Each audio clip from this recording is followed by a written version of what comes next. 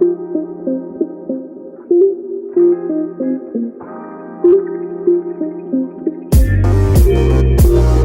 is up, and welcome to another edition of the Bruin Bible, a one that we were very, stressed about. Chip Kelly could have been on the move to Oregon. He is coming back. We're going to be talking about Chip. We're going to be talking about the big name transfers that have just committed to coming to UCLA and why UCLA is not finished in the transfer portal. And yesterday was National Signing Day, so we're going to talk about some recruits. We got the man, the myth, the legend in the house, Jamal Madni. Mad Dog, what is going on, my man, on this Thursday evening? Great to see you as always, man. Excited to talk some Bruin football here. There's a lot to be excited about in the future. A lot to be excited about is right, and that starts at the top with Chip Kelly. We had a group podcast, an emergency podcast last week. This is the last time we had an episode of the Bruin Bible. I think you and I were on the fence that he would even return to UCLA. You gave it as much as a 60 to 80% chance at the time. I think I was about 50-50 split. Ryan went to 0 to 20%. He's the guy who ultimately won the whole thing on that. But I think losing Chip would have been a huge problem for this program. It's kind of like, if you're going to lose this guy, do better. This guy has had a top 30 offense the last 2 to 3 years when he's at UCLA. Obviously, the defensive problems still stand there, but this is a guy that I think is integral if UCLA wants to make that jump to the 9 to 10 wins a season category. Jamal, I'm going to ask you off the rip, 1 to 10, how important is this for UCLA to get Chip Kelly back in the Rose Bowl? Will, it's a 9. There's just no question about it. He's absolutely the right guy for the job in terms of when you look at competence, when you look at all of the different things that make up this program. He's the absolute right guy to lead it. And he's shown it in different places, and he's finally getting that opportunity now with a little bit of runway. And let's see what he can do. But it was absolutely pivotal. I think the only reason I don't give it a 10 is I think we want to see Chip with a new defensive coordinator next year.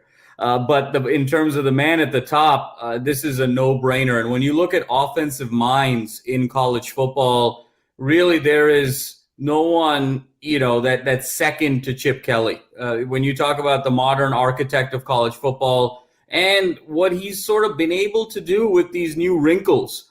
UCLA offense is a lot more of a power look, a lot more tight end heavy, a lot more bunch formations than the more spread concepts that he ran at Oregon. And so he's already coming up with derivatives and variations of his innovations from a decade ago. And if you just give him some more reps with the continuity of his type of players, UCLA is going to be reaping a lot of success. And so there's a lot to be excited about going into 2022. 18 and 25 career as the head coach at UCLA. And I understand there were some frustrated fans. They said, we gave him 3 years. He didn't get anything done. I just preach a little bit more patience. 8 and 4 this year. Offense looked like it was rolling to end the season. We had the Charbonnet piece there. We had DTR looking the best he's ever looked in a Bruins uniform. The offensive pass game opened up. I mean, Dulcich had that big game against Cal the last week. No surprise there. That guy, I think with more volume, could have been a Mackey Award winner. He might be able to come back too, as we talked about earlier today. Kaz Allen really was kind of explosive at the end of the year. Kyle Phillips just doing Kyle Phillips things under the radar as always, but super solid, making big time catches. I like the way this program is trending. And you add to that, Jamal, we got some huge news in Westwood today. Dillon Gabriel, arguably the top quarterback in the entire transfer portal, is coming to UCLA. Where were you when you heard the news today, and how big is this for the Bruins? Yeah, ironically, Will, I was talking to my dad, and we were kind of talking about some father-son things and catching up a little bit, and he's an ardent UCLA fan, bleeds blue and gold, and the news broke, and right in the middle of the conversation, I was like, Dad, we got Dillon Gabriel, and he sort of let out a woohoo in a way that I haven't heard him say in quite some time, probably since basketball season, and so really excited about that. This is the equivalent of getting between a 4 and a 5-star prospect at the quarterback position.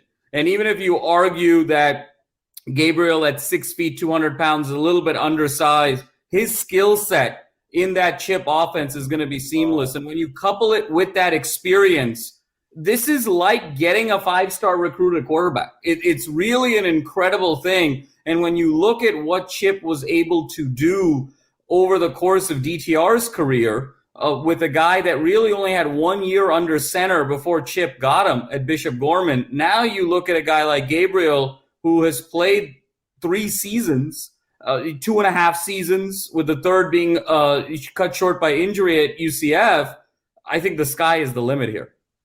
I mean, Dillon Gabriel, you look at the numbers, and I was aware of him coming in because Central Florida does have, some ESPN package deals. They are playing big time games.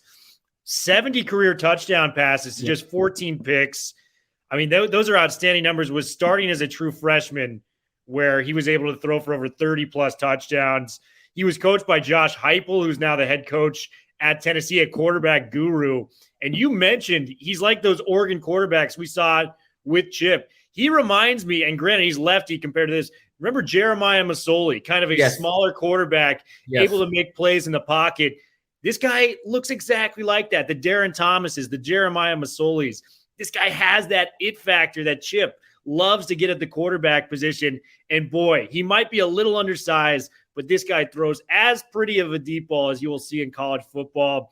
And it's not like he's playing against, crap opponents. Cincinnati is in the American Conference. They are playing in the college football playoff. Memphis has had some very competitive teams. They went to the Cotton Bowl 2 years ago. They are in the American Conference. So it's not like this guy is coming from Appalachian State or one of those smaller schools. This guy can ball. And I am thrilled that Dillon Gabriel is in a UCLA uniform.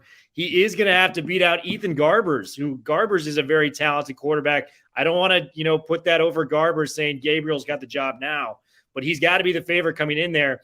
And I'm really glad you said that, getting the likes of Gabriel is equivalent to getting a 4 or 5-star prospect.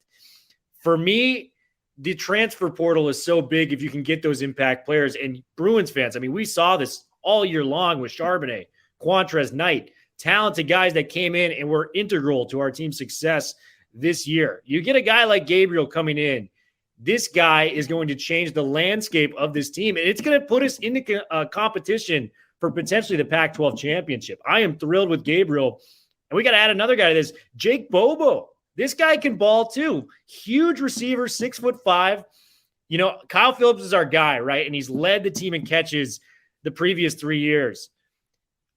Jake Bobo had 75 catches this year. That is 15 more than Phillips has ever had in one season in his career. Give me your thoughts on Bobo, because I'm watching some of the tape and I'm liking what I'm seeing. Well, it's incredible. And let me double click back on Gabriel for a second here too, and combine it with Bobo. Lane Kiffin said something a couple days ago, and whenever Lane Kiffin says something, it seemingly always goes viral, but he was spot on here. And he said that free agency has arrived in college football, and free agency is not only a yearly thing, but especially when you talk about the transfer portal not having sort of an entry and an exit period, that, you can sort of enter into the transfer portal at any point in the offseason.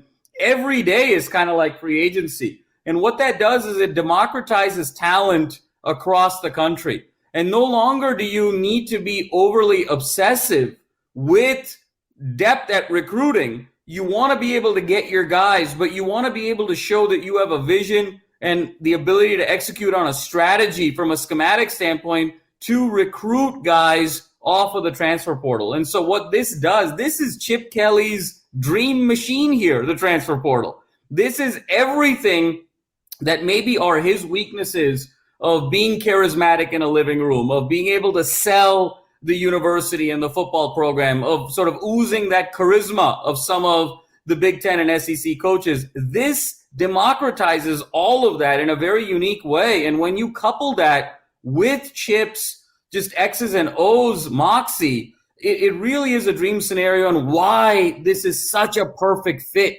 with Chip at UCLA. And now kind of going back to Gabriel for a second here, Will, you talked about 70 touchdowns, 14 interceptions over 26 career starts, a 5-to-1 touchdown to interception ratio. What's also significant, as you mentioned, 18-8 as a starter, which is an incredible record. He's a winner. But what's also, even if you double click off of that, 7 of the 8 losses were by single digits.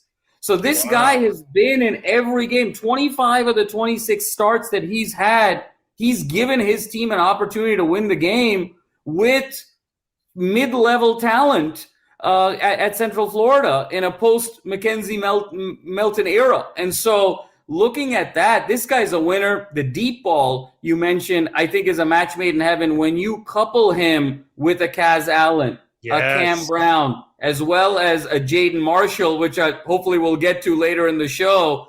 You know, you're talking about a match made in heaven in terms of deep ball, the RPO game. This could be really the steal of the offseason when it comes to Gabriel. And now kind of jumping over to Bobo, 6'5", 215 pounds, out of Duke, a big guy. He's got over 100 career receptions, over 1,000 career yards. He had 72 catches at Duke this year at 11 yards per reception. He's a much bigger guy than Phillips, but he's going to play that Phillips role next year in the event that Ryan Dyrud, our founder and CEO, said that Phillips is going to make an NFL team very happy next year. In the event that Nostradamus is true, I think Bobo is going to slide into that role and do it in a different way because he's a bigger guy, he's a longer guy, but he's going to be that move the chains guy and sort of that slot receiver when you couple him with kind of the incoming tight ends, and now you got that deep game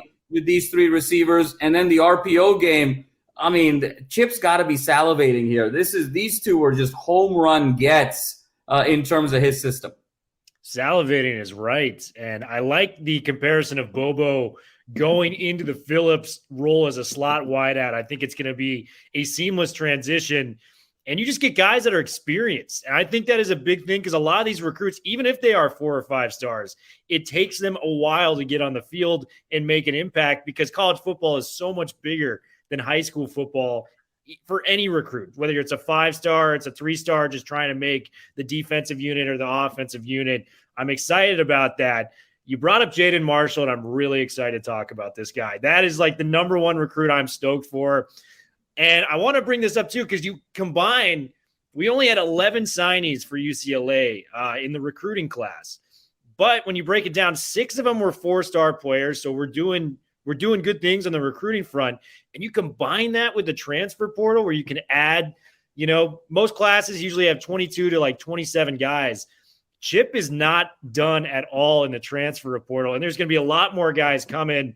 For our sake, I'm hoping we can get some secondary guys in there to kind of, you know, complement what we got with Kamari Ramsey, the flip from Stanford, highest rated player in UCLA's class this year. He looks like a stud. But if you can continue to combine big name transfers, your Charbonnets, your Dillon Gabriels with your Kamari Ramseys or your Jaden Marshalls, this team is built for success. And I got to be honest, I think the Pac-12 South, maybe even the Pac-12 as a whole, if Chip keeps progressing like we think he can, is going to run through that UCLA-USC game at the end of the year. And this rivalry will be officially back in Los Angeles, folks. So get your popcorn ready. It's going to be a lot of fun these next few years. You brought up Jaden Marshall, and I turned on the tape, Jamal. This man is electric. Welcome to the electric factory when you watch a guy like Jaden Marshall. This guy is going to play football, and he's going to run track at UCLA. This guy is exciting. But what I thought of as a longtime Chip Kelly follower, he got his DeAnthony Thomas. This is the guy, the explosive guy you could take on kick returns, punt returns. You could line him up as a running back. You can line him up in the slot, send him deep. Can you imagine Dillon Gabriel firing deep balls to this guy next year? Like, he's going to come in and make an impact day one. At least that is my prediction of a guy like Jaden Marshall. Is he the guy you're most excited about in the recruiting class like I am? No question about it, Will. There's 3 guys that jump off the page for me in this recruiting class. One is Jaden Marshall. The other you mentioned is Kamari Ramsey. And the third is Carson Ryan. Yeah. And these are the 3 that I'm most excited about. And the reason I'm super high and bullish on Jaden Marshall is exactly what you said. 6'1", 180 pounds, absolutely electric. This is UCLA's DeAnthony Thomas, no question about it. And what I'm very excited about is, can you imagine splitting out Jaden Marshall out wide with Kaz Allen? You're talking about the two safeties in that scenario. They're going to be 45 yards down the field. And even when you talk about Dillon Gabriel and the beautiful deep ball that he will throw, and I think we'll see some great connections along those lines.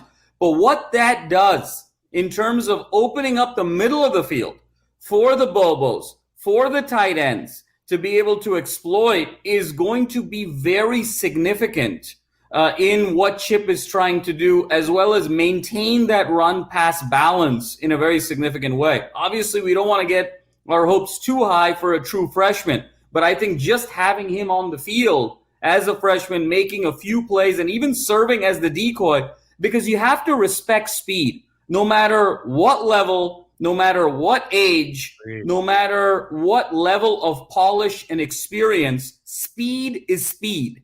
And so that automatically gives Jaden Marshall a currency and a respect factor when he steps out on the field in college football. And so I'm very excited about Marshall. Carson Ryan is the other one that I'm very excited about because, again, it's the case of Chip getting his guy. When you look at Greg Dulcich and just the incredible last couple of years he's had at UCLA, arguably the usage rate lower than even what it should be when he's had the ball and been able to make such effective plays. The LSU game jumps out, key catches against Stanford, the SC game last year. He's obviously a perennial Mackey Award candidate. But let's go back. Let's look at Caleb Wilson. Let's look at Devin Asiasi. Chip has had now a run of 3 consecutive high-quality NFL caliber tight ends, and Carson Ryan now is that next chain in that succession plan. And I look at him much in the way Bobo is going to fill into that Phillips slot. I look at a Carson Ryan eventually taking over for that Dulcich spot, and you're starting to now see that core Chip identity getting replicated year over year. And dare I use the R word with Chip and UCLA, because he's not a great recruiter, but they're starting to reload in exactly the way they want to. And that's when you start seeing the level of success as a program. The third recruit, go for it. Go for it, man. I'm excited, man. I can just say that off the rip. Carson Ryan's a guy, and like you said, that open middle of the field is going to be something special. They also got a guy named Jack Peterson there, too, who's a 4-star tight end. This guy is going to be great. You can use those dual tight ends that both can go up and catch the football. And this is founded on year after year tight end success, like you were claiming. Caleb Wilson broke records at UCLA. Asiasi, top, 4 or 5 round draft pick, went to the NFL. It's a big, credible, thing for recruits to see as you're putting guys to the pros. Greg Dulcich. My theory on Greg Dulcich, I am the biggest Dulcich fan there is. It's like when people are like, Steph Curry should shoot more threes because his percentage is so crazy, like he just needs to keep firing. They just need to keep passing the ball to Dulcich. That is just my theory. And there's a potential chance he could come back. I would probably advise him against it if I was, someone looking at the NFL. But boy, if you can get a Dulcich back, maybe even a Charbonnet, do you know how nasty this team will be with Gabriel at quarterback next year? This is going to be a top 10 off. I'll put my name on that. This is a top 10 offense in football next year. If Charbonnet comes back as well as our boy Dulcich. But another guy we got to talk about, Justin Martin is a very, very, very talented quarterback. And it's going to be a while till he sees the field, given Gabriel's there. I don't know how much eligibility exactly a guy like Garbers has, but Garbers, he proved his worth to me. I think he's a very solid, competent quarterback that could come in and fill in there. By the way, like we said, not totally Gabriel's job just yet. So Garbers could be the guy for all we know. But Justin Martin, he is so comfortable in the pocket, and he has an absolute laser of an arm. We're talking like, give this guy, 4 years to focus on football. I am excited to see some of the bombs this guy's throwing. We talked about Gabriel's deep ball. Martin can throw the ball probably 60 to 70 yards. Like, I'm just being frankly honest with that. He had a 13 touchdown game in high school football. man, I would be happy if I scored 1 touchdown in high school football. This guy got 13. Like, how the hell do you let that happen? Justin Martin, he's the man. We mentioned Jack Peterson. These are all studs, man. And I really want to just kind of cap things off. We got to look at the schedule. The schedule release was today, my man, Well, Jamal. can I say one more thing before we cap off the recruiting? Please, we encourage it. Kamari Ramsey. I don't think we can finish the recruiting conversation without talking about Kamari Ramsey. And Kamari Ramsey is perhaps the most important recruit in the history of the Chip Kelly era. Whoa, okay. And the reason I say that is not because of the position that he plays, and I think he's going to be terrific at safety, coming in for Trez Knight and Quentin Lake that are going to move on as super seniors. But look where he flipped from. Stanford might be the hardest place to flip a recruit because of what that institution is, both on the field, but more important, academically. And when a student athlete chooses to go to Stanford, there is a different set of priorities about being a holistic student athlete that is very unique to Stanford that really no other Division I football program can offer. And it's the reason why 95 times out of 100, when Stanford targets a player, they get their guy.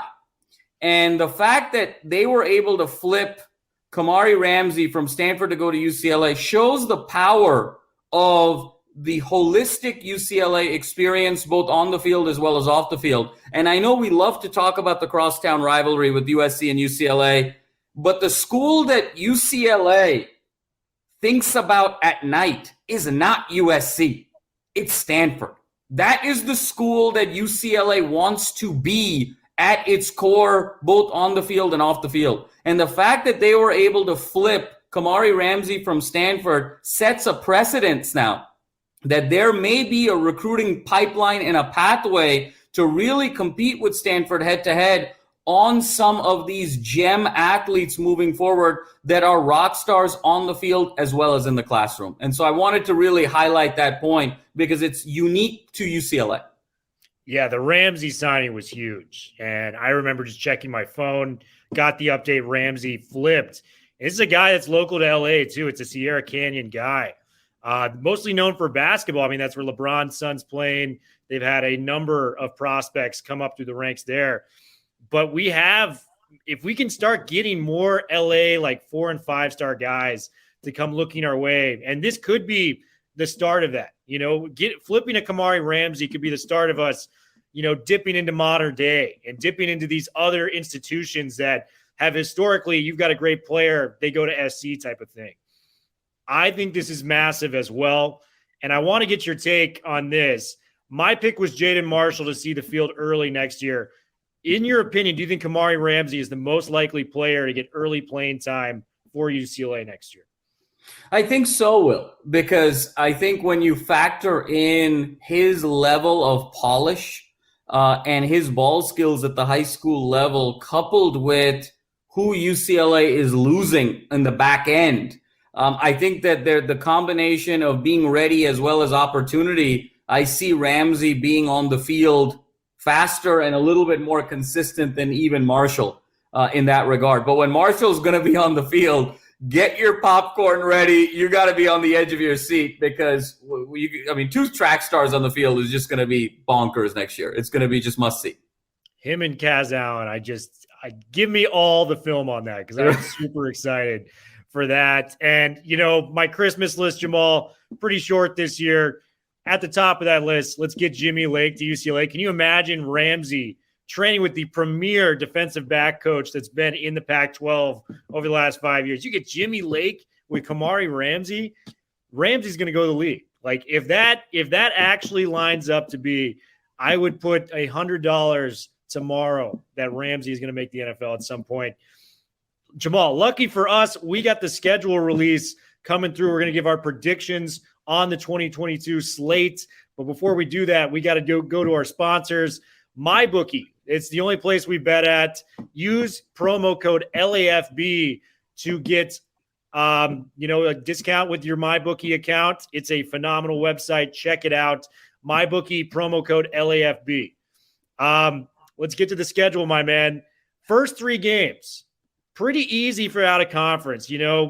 LSU we had last year. Even Fresno State's kind of a hell of a program that, I think they've beaten us 4 straight times now. It's literally insane from Fresno State. It's Bowling Green, Alabama State, South Alabama. I'm going to chalk up those to 3-0. I'm just going to kind of leave it at that. But this is kind of where it gets interesting. We go Colorado, September 24th, and that is the first road game of the season. Do you think we take that one? Just gut feeling, not knowing what's going to happen in the transfer portal, what Colorado looks like next year under Darrell. Yeah, first road game, Will, is always a little tricky, so they'll probably start off a little slow, but that's got to be a win and will be. 4-0. I love it.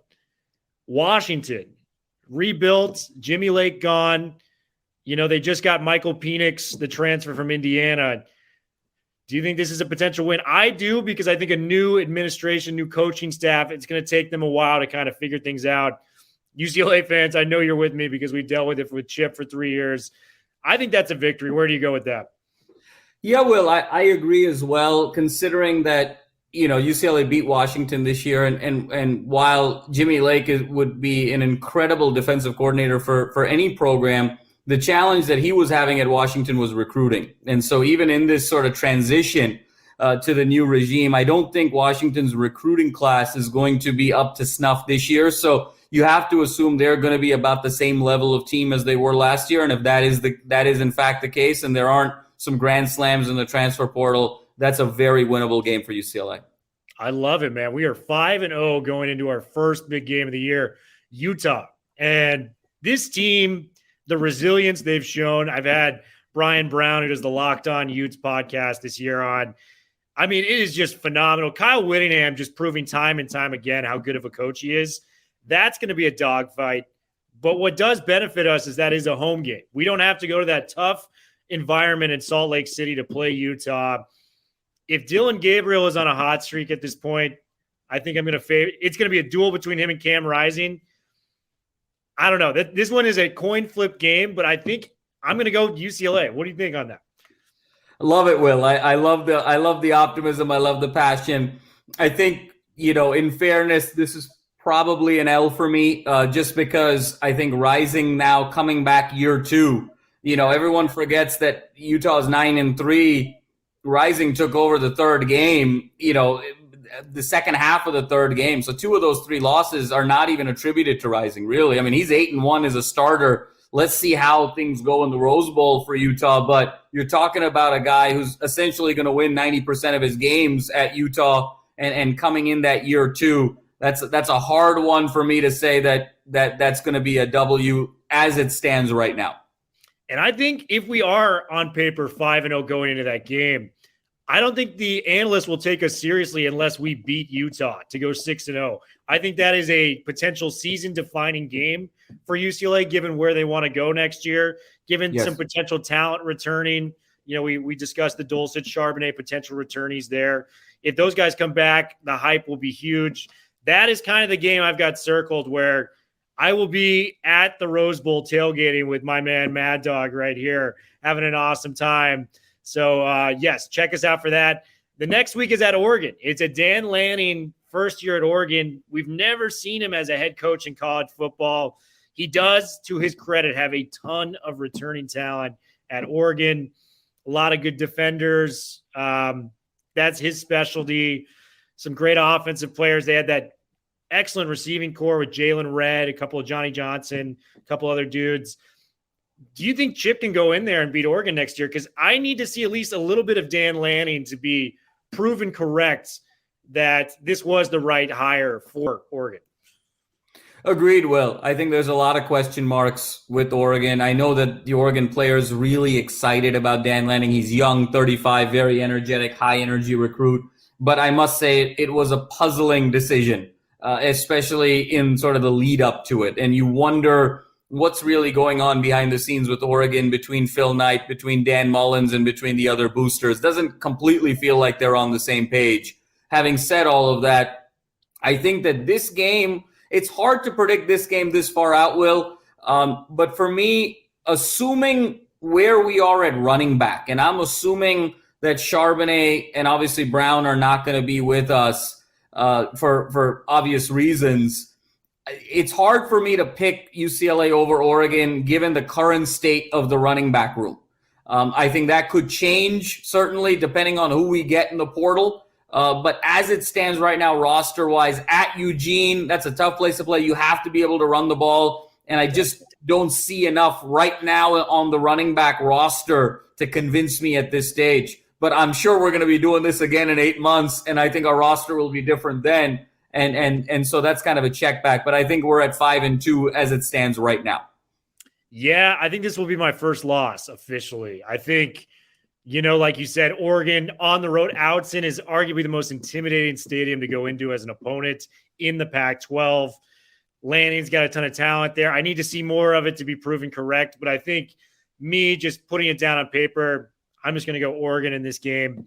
And I think Oregon gets potentially the first loss of the year. Stanford's always a crapshoot too. Them and Utah, it's like even a bad Stanford or Utah team, like they can really take it to you any given week.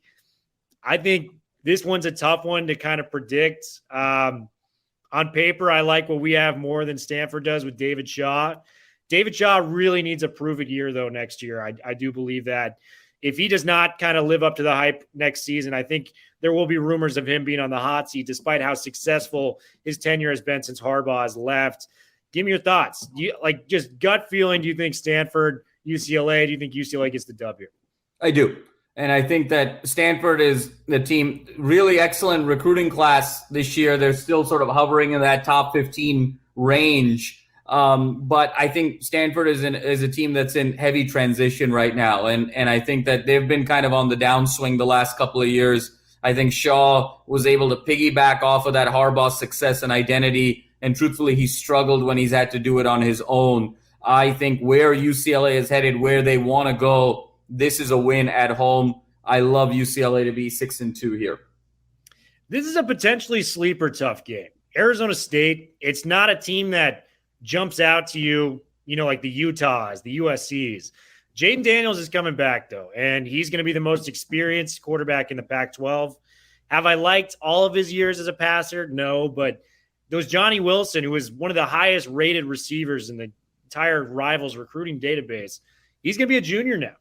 LV Bunkley Shelter, this guy was a top 4-star recruit. He's going to be a junior now. Like, these guys are upperclassmen. I feel like ASU and UCLA, it's going to be a bigger matchup than we think. And I think this can potentially move to like a Saturday night ESPN game because both these teams are going to be, 6-2, 7-1 coming into this game. I don't know where to go on this. I think I would take Chip over Herm right now, just schematically. That's where I would go with my gut feeling. What does yours tell you, Jamal? Yeah, Will, I feel the same way. And UCLA, Arizona State, weird things seem to happen when we get together in some of these matchups. Looking at the schedule, looking where they are, I have a funny feeling something is going to happen here, and maybe UCLA doesn't have their best. They don't have their fastball, and I think this is going to be an L in sort of a bizarre kind of game. I feel that. I think just for me, I think I would favor Kelly over Herm, but anything could potentially happen. It's a road game. It's going to be a tough environment. I'm sure Arizona State's going to put on the pressure for UCLA to kind of bring their A game that night. The last three, we can just go in order. U of A, I don't think they've improved enough to potentially get a win there, so I think that's a win.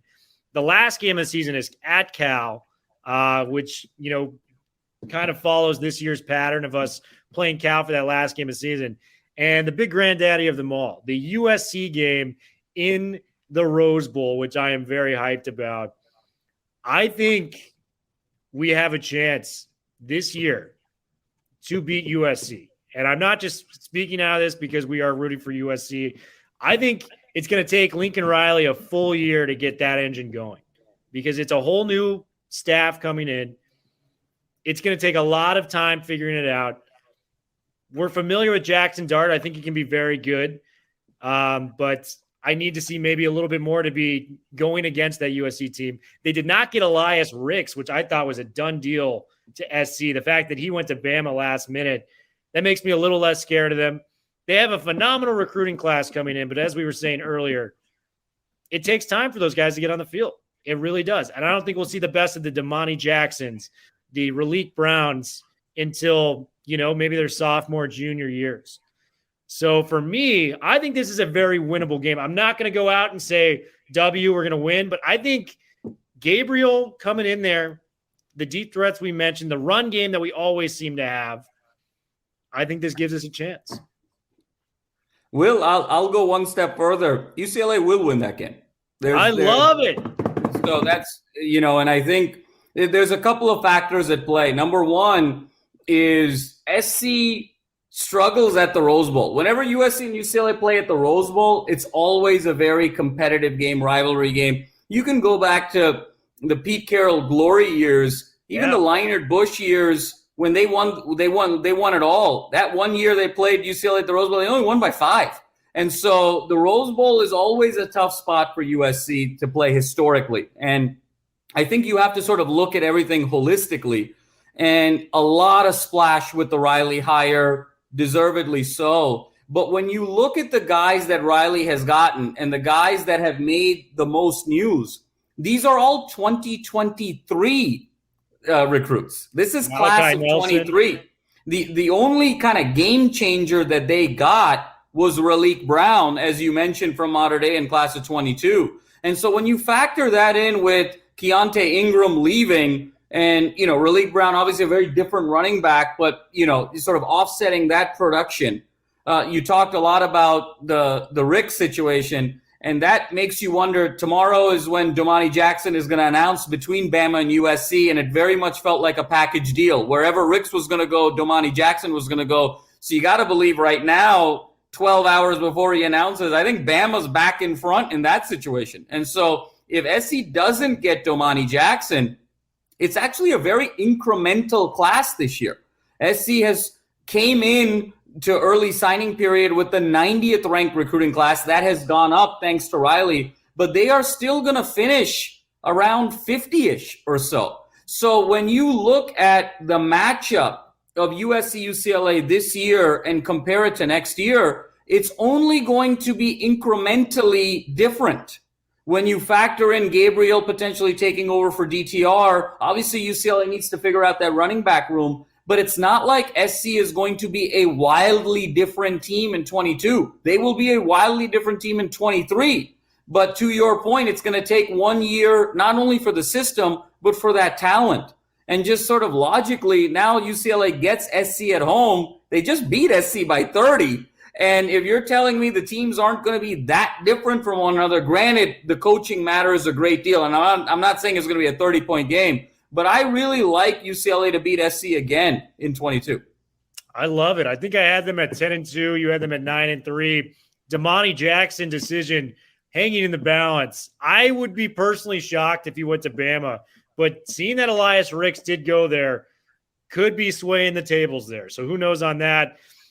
Big thanks to my main man, Jamal, for coming on. Bruins, I think we got a real chance to be successful with Chip back. We're going to keep you updated throughout the year on this transfer portal. Oh, and before we leave, we want to promote the new NFL Draft podcast hosted by not only myself, but the man, Jamal Madni, on the LA Football Network. It is called Draft is in Session. We're going to be breaking down all positions, different groups, players from UCLA, players from USC. There's potentially a lot of them coming into the draft this year. And we're going to be talking to Ben Fennell of the NFL Network and CBS, a draft expert in our first episode. So we're starting off with a bang. Don't miss that. It's going to be coming out Tuesday night. Jamal, any thoughts on the show? Just super excited, Will. Draft is in Session is going to be so much fun. We're going to give such great in-depth analysis about the draft. We're going to be bridging those worlds between college football and the NFL, and to be able to do it with you, what an honor and privilege it is for me. We're going to have so much fun, and I'm really excited for the two of us, and I'm really excited for our viewers. Tune in. It's going to be a lot of fun. It's going to be educational, entertaining, all the good stuff. So stay with us here. We've got big things in store for this. Bruin Bible. We are